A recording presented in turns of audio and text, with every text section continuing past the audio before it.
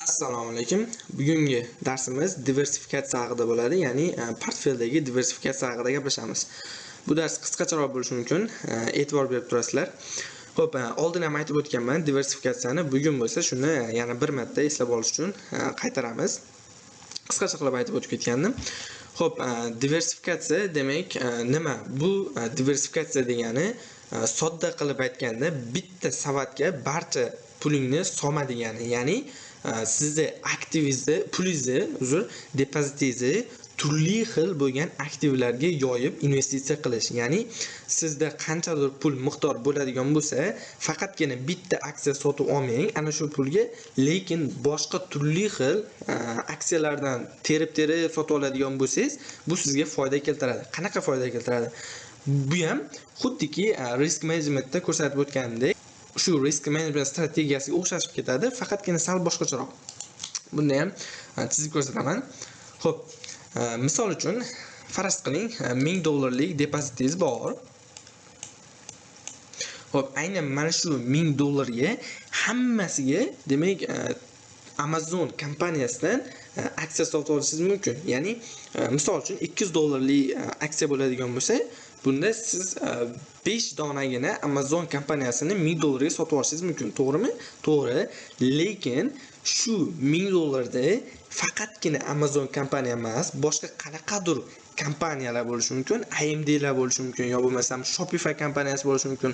Shularni bo'lib turib, arzonroq kompaniya topib turib, misol uchun $50 kompaniya bo'lishi mumkin, to'g'rimi? Yo bo'lmasam $70 kompaniya bo'lishi mumkin.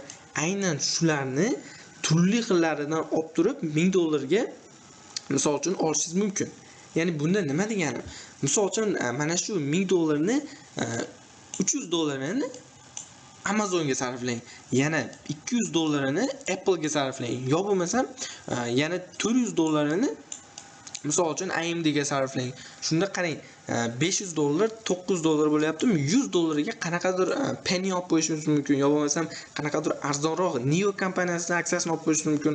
Shunaqa holatda pulingizni qism-qismlarga bo'lib turib, turli xil aktivlarni sotib oladigan bo'lsangiz, sizni portfelingizdagi xilma-xillik vujudga keladi va zararlardan qochadi. Bunda misol uchun aynan shu $300 ga Amazon kompaniyasini oladigan bo'lsangiz, shu Amazon kompaniyasi ertasi kuni zarar qilsa, sizni portfelingizda shu ponni Amazon bo'yicha sotib olgan aksiyalaringiz zararda bo'ladigan bo'lsa, qolgan kompaniyalarning aksiyalari foydada chiqishi mumkin. Misol uchun bu $400, $200 foydada chiqishi mumkin va shu tariqa sizni Amazonda qilayotgan zararingizni boshqa foydalaringiz yopib ketadi. Bu diversifikatsiya deyiladi.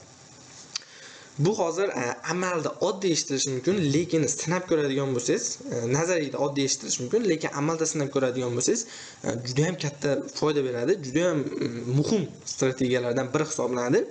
Ya'ni bunda faqatgina yuqori kapital bo'lishi shart emas. Misol uchun sizda $1000 bo'lmasa ham $100 bo'ladimi yoki arzonroq bo'lsa ham kapitalingiz, shu iloji boricha diversifikatsiya qilganingiz ma'qul. Nimagaki bozorda aytib o'tganimdek turli xil bozor sektorlarga bo'lingan va turli xil bo'limlar bor. Shu tariqa hamma sektorlar har xil yuradi. Misol uchun texnologiya sektori bir paytda ko'tarilishi mumkin yoki aynan mana shu paytda health sektor pasayishi mumkin.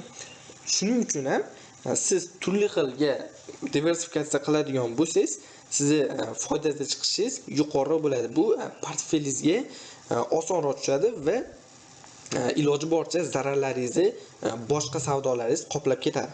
Bugungi qisqacha darsimiz shundan iborat edi. Diversifikatsiya haqida yana gaplashib o'tdik.